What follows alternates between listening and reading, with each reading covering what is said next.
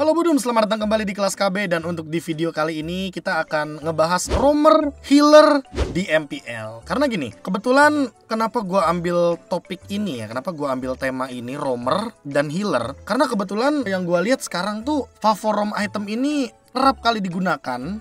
Mungkin referensinya dari MPL itu yang pertama, dan kedua di rank games udah rame. Terus kenapa gue juga bahas roamer dulu, karena minggu lalu kan jungler kan, tank jungler dan segala macamnya. Sekarang gue lebih spesifik buat roamernya duluan. Dan gue akan memilah beberapa spesifikasi roamer yang nanti bisa kalian gunakan juga di rank. Referensinya ada di MPL, dan itu bisa kalian patokin juga ya kan, dari segi win rate atau mungkin dari segi efektivitas. Kayak contohnya ya, gue langsung buka di awal. Kalau kalian ngelawan Cloud, Mino bagus banget buat ngelawan Cloud. Karena apa? Karena skill 1 Mino aja itu bisa cancel Cloudnya. Itu baru satu contoh. Dan kita akan ngebahas banyak hal di video kali ini. Tapi fokus kita bakal ke win rate dari pick and ban. Ya picknya dulu sih, pick dan win rate percentage dari hero-hero yang ada di MPL. Langsung aja kita masuk ke Liquipedia dulu teman-teman. Oke, gue udah di Liquipedia dan gue bakal lebih fokus ke statistik untuk MPL Season 12. Jadi gini, di MPL Season 12 ini yang menarik adalah rata-rata ya, ini perebutan marksman mulai marak nih. Padahal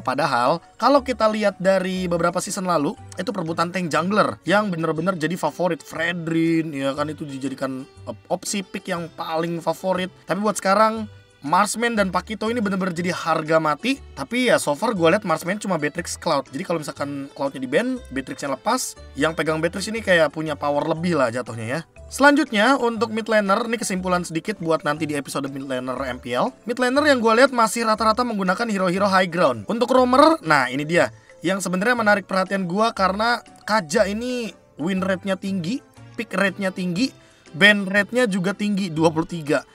Tapi yang lebih menarik adalah kalau teman-teman scroll lagi ke bawah, ada Angela dengan win rate 30%, 10 kali pick, memang tidak sebanding dengan Kaja. Win rate-nya bagus, picknya juga banyak. Tapi ban-nya yang paling menarik 20 kali teman-teman, menandakan bahwa memang untuk hero healer juga sebenarnya perlahan-lahan mulai muncul ke permukaan. Nanti gue akan spesifikasikan beberapa perbedaan hero dan juga fungsinya. Tapi gue bakal kasih kesimpulan yang kayak tadi ya, kayak yang di awal. Kalau misalkan kenapa sih Kaja, roamer ini jadi favorit, Kufra, Franco, ya kan Grok, berdasarkan 4 ini aja. Dan satu lagi Minotaur yang mau gue bahas, sama Angela Florin.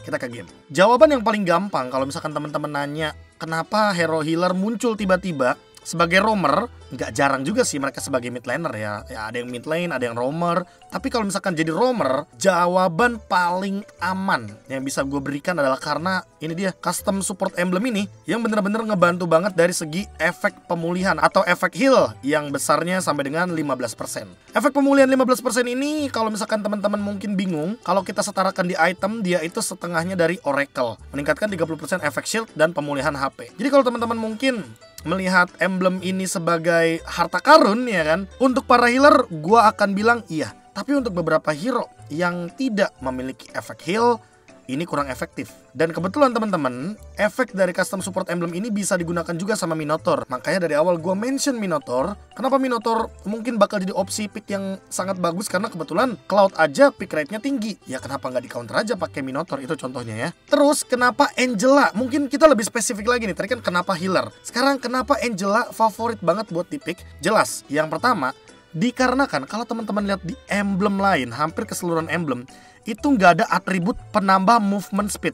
Nggak ada atribut penambah movement speed sama sekali, kecuali apa? Kecuali assassin mungkin. Lalu kita tambahkan dengan emblem support, dan itu perbedaannya cuma 3. Di sini kalau misalkan kita lihat assassin, dia 3% untuk movement speednya, sementara untuk emblem support 6%. Tapi kan emblem support sekarang itu kayak jarang banget akan digunakan sama para assassin atau mungkin player-player atau bahkan jungler-jungler yang memang tidak memiliki efek heal. Bagusnya custom support emblem ini memang digunakan ketika kita memiliki efek pemulihan atau efek heal di dalam tubuh dari si pengguna custom support ini. Nah, pertanyaan kedua, kenapa Angela? Itu mungkin yang paling mau gue jelaskan di sini. Ya, kalau misalkan kalian nanya kenapa Angela, udah jelas. Karena yang pertama itu skill satunya ya, Love Wave. Yang dimana dia gak cuma punya 5 stack, gak cuma ngedamage ke musuh, gak cuma memberikan heal ke temen, apalagi ditambahkan dengan 15% efek heal dari emblem support ya kan. Lalu kalau misalkan cuma heal dan juga stack, apalagi yang bagus dari Angela? Ya kalau misalkan teman-teman bingung, ya udah pasti dari efek slow kepada musuh, itu yang pertama udah pasti banget. Terus yang kedua adalah menambahkan movement speed kepada teman kita juga. Dan memang dengan meningkatkan movement speed yang walaupun kecil dari skill satunya, terus skill 2-nya yang ya let's say anggaplah skill 2-nya ini nih efek CC lah, efek CC satu-satunya kan untuk Angela ke musuhnya. Tapi itu juga jadi salah satu alasan kenapa Love Wave ini overpower banget dan connecting sama pasifnya.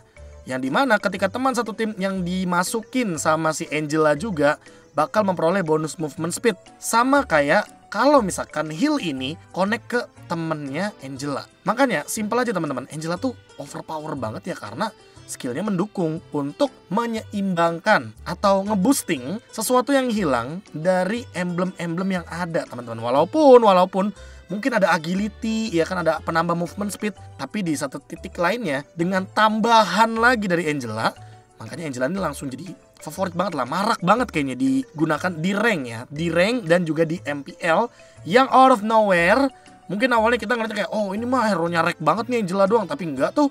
Buktinya banyak yang main Angela. Nih teman-teman, gue kasih bukti ya. Yang pertama, Clay pakai emblem support, ya kan, Angela. Ya mungkin kalian mau tiru silahkan ya kan, tapi fokusnya ke Angela dan healernya teman-teman. Emblem support. Terus Udil, nah ini nih yang Udil juga menarik ya, kebetulan dia jadi mid laner dan basic common emblem, nanti mungkin akan dibedakan. Lalu yang terakhir tuh Angelanya Sans juga dia main ke emblem support ya kan. Sama ini emblem tank gue nanti bakal sedikit ulik juga sih, karena gue bakal memilah juga nih buat si Angela dulu, mungkin yang lebih oke kali ya. Balik ke pembahasan Angela yang mungkin kalian juga bingung bagusan di mid lane apa di roamer. Jawaban gue sih balik ke gameplay ya, karena kalau misalkan roamer opsi talent terbaik udah pasti emblem support lah, ini gak ada lawan. Kalau misalkan kalian kayak Udil tadi posisinya di mid lane, hybrid dragon diperluin banget, adaptive attack juga akan meningkatkan heal. Karena seperti yang mungkin teman-teman jarang ketahui, bahwa item equipment magic atau penambah magic power ini kayak Blood Wings, Holy Crystal, kalau di tubuh Angela itu juga akan menambahkan heal. Kalau misalkan next ke depannya kita akan melihat Angela dengan custom match emblem sekalipun, menurut gua nggak akan masalah. Kalau misalkan dia jadi mid laner kan dia dapetin duit, ya kan? Lu punya duit, lu punya item, anggapannya kayak gitulah. Jadi mungkin mempermudah dia juga untuk beli Enchanted Talisman, agar dengan Enchanted Talisman dia memiliki mana regen yang cukup biar bisa nge-spam skill pertamanya. Tapi kalau menurut kalian gimana? Untuk Angela dulu deh. Angela bagusannya pakai custom emblem support, mage apa basic common emblem? Tulis kolom komentar. Next ada Florin yang kebetulan mencuri perhatian gue juga. 3 kali pick, 1 kali menang, 2 kali kalah, dan bahkan sempet di ban. Wow. 3 kali di ban. Oke. Menarik, Novaria di ban di MPL loh, di MPL. Walaupun mungkin secara win rate dia nggak segemilang hero-hero lain, tapi apa sih yang ngebuat Florin dan Angela ini tiba-tiba naik di MPL, kalangan MPL loh teman-teman.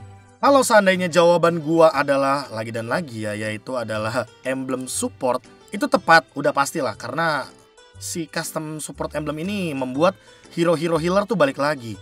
Tapi nggak cuma itu teman-teman. Karena kalau berdasarkan data yang kita lihat di sini, dulu season 11 Fredrin favorit. Sekarang muncullah Lancelot, muncullah Joy, muncul Link, terus siapa, Baksha mungkin, karena Baksha juga menurut gua rotasinya cukup cepat. Ada Martis juga, ada Hayabusa, ada Fanny yang sangat-sangat sering dipick. Dan dengan hero-hero tersebut bahkan ada Hellcard.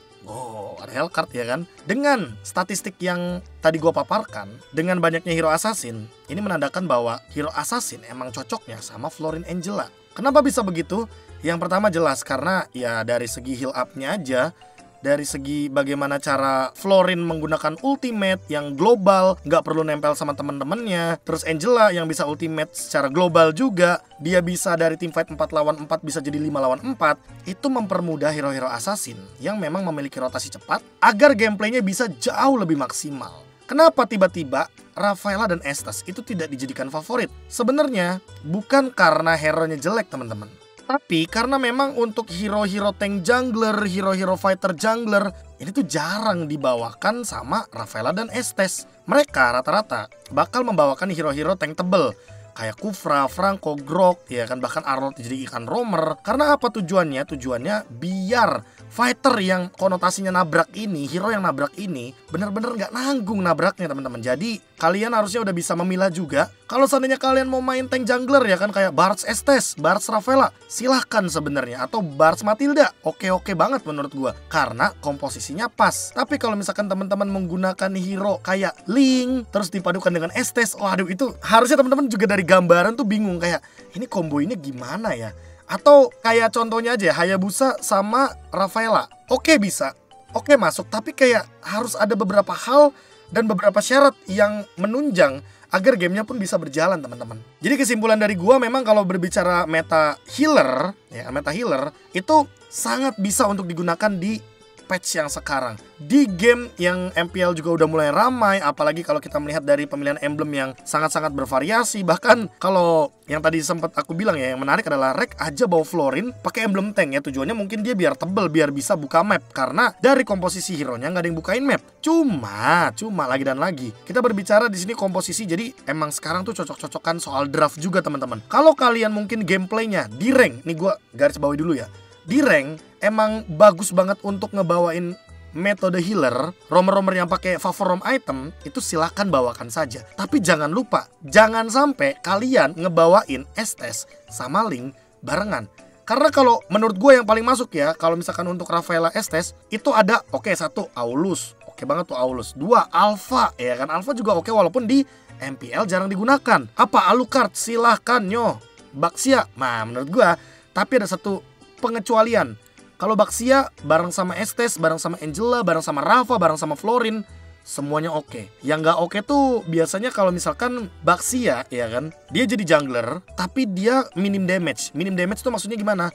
Minim damage tuh maksudnya mid lanernya tuh mid laner yang let's say kayak misalkan Angela. Romernya romer yang tank ya kan. Nah terus damage satu-satunya itu di marksman. Biasanya komposisi kayak gitu hanya agar bermain di late game dengan satu carry saja, yaitu marksman-nya. Tapi minusnya juga satu, karena cuma satu carry doang. Kalau si carry-nya ini, si gold laner-nya ini tumbang di pertengahan team fight, mereka bakal kalah. Makanya sekarang komposisi dari draft itu kayak seolah di atas semua hal penting, entah di rank bahkan sekalipun atau di MPL teman-teman. Tadi kita udah ngebahas soal healer romer. Sekarang kita bakal bahas romer berbadan tebal, atau gue bilangnya romer gede. Kenapa gue bilang romer gede? Ya jelas karena memang mereka memiliki impact yang besar dalam team fight. Dan ini yang mungkin akan membedakan dengan yang tadi gue bahas secara healernya aja teman-teman. Tapi gue bakal start dari Minotaur terlebih dahulu. Mana Minotaur? Bukan di marksman dong, Minotaur. Oke, Minotaur menurut gue adalah romer yang sangat-sangat fleksibel teman-teman. Kenapa gue bilang fleksibel? Karena 3 rom item dari 4 total rom item yang ada itu bisa dibawakan sama si Minotaur ini. Kebetulan skill 2-nya itu heal, si Motivation Roar ini. Terus skill 1-nya, dia nih knock up efeknya. Makanya gue bilang dia bisa cancel cloud. Dan sekarang Minotaur lebih bagus lagi dikarenakan dia nggak perlu ngumpulin rage banyak-banyak. Karena buat sekarang ultimate-nya pun bisa digunakan kapan saja. Tapi memang ultimate-nya sangat krusial, jadi nggak boleh digunakan secara asal. Dan kalau kita melihat memang secara Minotaur ini punya heal yang bagus banget, makanya dia bisa pakai favor rom item dan sangat-sangat oke untuk nge-counter gameplay Cloud. Itu yang pertama, kenapa gue bilang Minotaur bagus. Selanjutnya ada Kaja teman-teman. Nah kalau Kaja ini berbeda sama hero romer lain. Yang mungkin membuat dia berbeda tuh, mungkin teman-teman bakal bilang kayak dia punya Divine Judgment bang, dia punya efek suppress. Ini mana efek suppress ini nggak bakal bisa di cancel, mau pakai purify, mau pakai apapun, apalagi Kaja. Kaja itu kalau misalkan udah lock satu target, udah pasti bakal ke lock. Beda sama Franco bisa di cancel teman-teman efek suppressnya. Kalau misalkan Franco-nya diganggu atau dibatalin efek suppressnya. Tapi sebenarnya yang membuat pro player punya pemikiran kalau Kaja ini mahal harganya, bukan cuma karena dia punya suppress, tapi karena efek dari paralyze teman-teman. Efek paralyze ini yang dimiliki sama Kaja adalah efek yang menyebabkan slow ke hero dan juga summon unit lawan dan mengurangi 3% damage mereka hingga 8 stack. Jadi total sebenarnya Kaja itu bisa mengurangi pemasukan damage yang diberikan sama musuhnya atau damage taken, damage yang dia terima dari musuhnya sebesar 3% kali 8 stack yang artinya 24%. Sama dengan apa teman-teman? Sama dengan damage reduction, sama dengan ultimate Baxia, sama dengan pasifnya Queen's Wings, sama dengan hero-hero lainnya yang memiliki pasif damage reduction atau skill damage reduction. Tapi buat Kaja, dengan dia ngeluarin skill 1, skill 2, bahkan sampai ultimate, sampai pasif yang mecutnya aja, itu udah ngasih efek paralyze yang dimana mengurangi damage lawan. Dan ini yang membuat Kaja sangat mahal di level MPL. Bahkan di level rank juga kayaknya kalau high tier ya Kaja ini di-ban terus teman-teman. Makanya harusnya teman-teman aware lah soal Kaja dan alasan kenapa Kaja ini sangat populer. Selanjutnya ada Kufra yang kebetulan dia ini juga sebenarnya punya damage reduction. Kalau teman-teman mungkin sadar, kalau yang nggak sadar gue sadarkan, karena skill 2-nya ini memiliki yang namanya damage reduction. Damage reduction-nya ini dia juga meningkatkan physical dan magic defense sebesar 30%. Jadi anggapannya kayak damage reduction-nya 30% teman-teman. Dan Kufra ini kebetulan hero yang sangat powerful sekali dengan skill pertamanya. Kalau misalkan kita berbicara soal Kufra, sering banget lah mungkin kita ngeliat montage-montage atau bahkan momen-momen yang diciptakan sama Kufra. Karena memang kalau kita berbicara Kufra, dia ini kan hero yang bener-bener one game moment banget. Minusnya Kufra, dia butuh fighter jungler atau explainer yang badannya tebal teman-teman. Karena apa? Karena ya Kufra ini nggak bisa tiba-tiba boom buka team fight. Ya dia butuh smoke bomb lah di depannya. Kenapa gue bilang smoke bomb? Smoke bomb ini kayak bait, kayak umpan. Jadi nanti pas temennya si Kufra ini dipukulin, Kufranya masuk untuk ngebantuin atau nge-set up team fight-nya. Dan itu yang membuat Kufra jadi sebenarnya hero yang sangat menakutkan di level MPL, bahkan high rank tier. Hey, by the way, ngomongin damage reduction ya, pasifnya Carmilla ini juga sebenarnya mencuri physical dan juga magic defense. Jadi sebenarnya dia lebih punya magic dan physical defense yang lebih tinggi. Cuma mungkin karena Carmilla juga underrated hero, bukan underrated lagi sih kayaknya, jarang yang bawain Carmilla, sehingga mungkin di MPL ya kita belum melihat Carmilla kembali gitu loh teman-teman. Ya mungkin Carmilla bisa dikomboin kalau misalkan ada Cecilion juga, dan itu syaratnya banyak banget, jadi terlalu kompleks buat dibawain di level MPL. Nah kalau teman-teman mungkin ngelihat Grok juga jadi pick yang sangat banyak sekali dibawakan di MPL. Dan mungkin teman-teman bingung kenapa Grok ini bisa jadi favorit pick atau bahkan sering digunakan untuk para roamer. Nggak cuma roamer sih sebenarnya, explainer. Explainer juga kadang bawain ini. Kalau jadi explainer kan buat damage kan. Tapi kalau di roamer sebenarnya skill 2-nya ini berfungsi untuk nge-cancel turtle dan juga lord, ngereset turtle dan juga lord. Biar apa? Biar musuh yang udah setup duluan di lord itu tiba-tiba harus kebuang-buang waktunya lebih lama lagi agar mereka bisa setup kembali di lord yang habis direset sama si Grok ini. Ya selain wall charge-nya yang serem ya, karena wall charge-nya ini kalau nempel di tembok stun-nya bakal 1,8 detik, dan itu angka yang sangat-sangat lama teman-teman. Lalu kalau roamer kayak Edit ya kan, walaupun sempat munculnya sekali dua kali doang di MPL, dan itu yang main kalau nggak salah Rex sama Auditizi ya. Sebenarnya kalau Edit, kesimpulan yang paling gampang gue mention adalah ini kan ada 4 skill nih, dia kan total ya kan. Dia ada 4 skill nih. Dari 4 skill ini 3 itu tuh bener-bener efek CC. Jadi gue ngerasa ini bener-bener hero yang full akan efek stun. Sebenarnya kalau misalkan kita hitung efek slow ini adalah efek crowd control, ya ini 4-4-nya skillnya skill CC semua, CC semua gitu loh. Jadi makanya itu alasannya kenapa Edit mungkin tiba-tiba muncul di Land of Dawn, apalagi di MPL. Terus terakhir kalau Franco ya, Franco kayaknya nggak perlu diraguin lagi deh teman-teman. Karena mau gimana pun Franco ini kan efek suppressnya dibutuhin banget.